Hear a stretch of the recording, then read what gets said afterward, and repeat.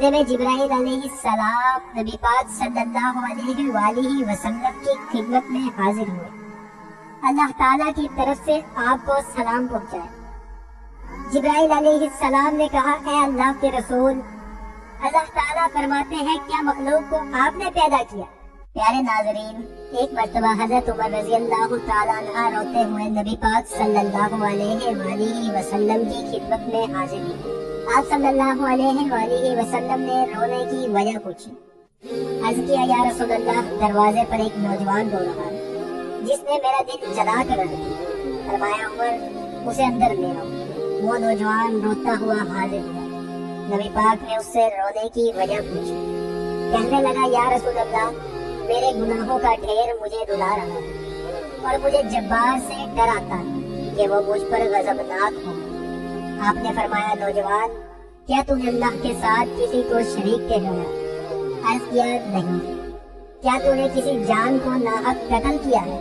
अर्ज़ किया, नहीं। आपने इरशाद फरमाया, फिर अल्लाह ताला तेरे गुनाहों को माफ फरमा देगा, अगरचे वो 7 आसमान, 7 जमीनों और तमाम पहाड़ों के बराबर है। नौजवान बोला, हुजूर, मेरा गुनाह 7 आसमानों, 7 जमीनों और पहाड़ों से भी बड़ा है। आपने इरशाद फरमाया, तेरा गुनाह बड़ा है या कुर्सी? कहने लगा, मेरा गुनाह बड़ा है। फरमाया, तेरा गुनाह बड़ा है या अर्श? उसने कहा, मेरा गुनाह बड़ा है। इरशाद फरमाया, तेरा गुनाह बड़ा है या तेरा अल्लाह, यानी उसकी अफू? कहने लगा, हाँ, अलबत्ता मेरा अल्लाह और उसकी अफू बहुत बड़ी। इरशाद फरमाया कि गुनाहे अजीम को खुदाहे अजीम ही माफ फरमाए, जो बहुत ही अफू गुजर करने वाला, माफ करने वाला है। फिर फरमाया, जरा अपना गुनाह तो बता। उसने अर्ज किया, या रसूल अल्लाह, मुझे आपसे हया आती है। आपने फिर पूछा तो कहने लगा, मैं कफन चोर था, 7 साल तक यही पेशा किया। एक दफा अंसार की एक लड़की फोत हुई, मैंने उसकी कब्र खोदी, कफन उतार कर चल दिया। थोड़ी दूर गया था कि शैतान ने मुझ पर गलबा किया और मैंने लौट कर उससे मुजामत करी, उसके साथ जिना किया।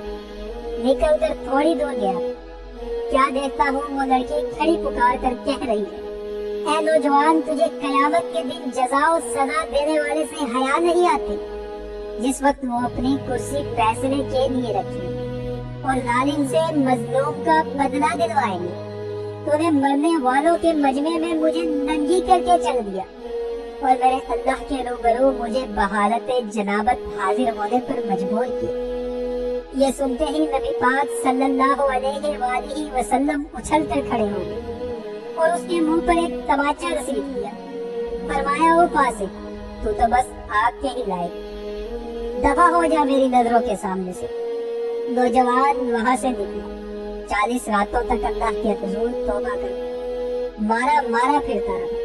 40 रातों के बाद आसमान की तरफ सर उठाकर कहने लगा, ऐ मोहम्मद सल्लल्लाहु अलैहि वसल्लम के रब, अगर तुझे मेरी तौबा मंजूर है तो नबी पाक सल्लल्लाहु अलैहि वसल्लम और आपके सहाबा रिजवानुल्लाह को इसकी खबर दे दे, वरना फिर आग बेचकर मुझे हलाक कर और आखिरत के अजाब से निजात दे। इतने में जिब्राइल अलैहिस्सलाम नबी पाक सल्लल्लाहु अलैहि वसल्लम की खिदमत में हाजिर हुए। अल्लाह ताला की तरफ से आपको सलाम पहुंचाए। जिब्राइल अलैहिस्सलाम ने कहा, ऐ अल्लाह के रसूल, अल्लाह ताला फरमाते हैं क्या मखलूक को आपने पैदा किया? फरमाया, मुझे भी और तमाम मखलूक को उसी ने पैदा फरमाया। अर्ज़ किया, वो पूछते हैं क्या आप मखलूक को रिज़्क़ देते हैं? फरमाया, मुझे भी तमाम मखलूक को अल्लाह ताला ही रिज़्क़ देते हैं। अर्ज़ किया, वो पूछते हैं क्या बंदों की तौबा आप कबूल करते हैं? फरमाया, मेरी भी तमाम बंदों की तौबा वही कबूल फरमाते हैं। फिर कहा कि अल्लाह ताला फरमाते हैं, मैंने अपने बंदे की तौबा कबूल कर ली, आप भी उस पर निगाहे शफ़क़त फरमाइए। नबी पाक सल्लल्लाहु अलैहि वसल्लम ने उस नौजवान को बुलाकर उसे तौबा कबूल होने की बशारत सुनाई। नाज़रीन, फ़कीह रहमतुल्लाह अलैह फरमाते हैं कि अक्लमंद आदमी को इससे सबक लेना चाहिए।